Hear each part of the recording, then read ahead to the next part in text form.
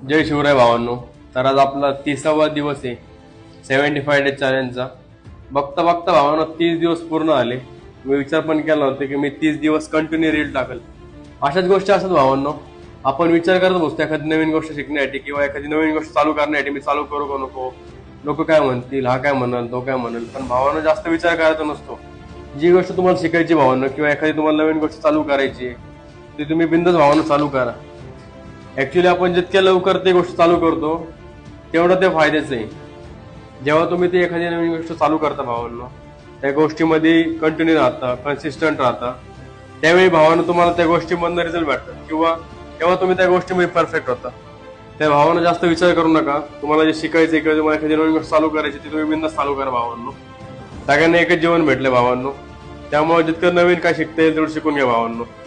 आपण आज आपला चेस्टचा आणि शोल्डरचा वर्कआउट कम्प्लीट केला. आपले दिवसभर सगळ्या मील कम्प्लीट केल्या आपण आज.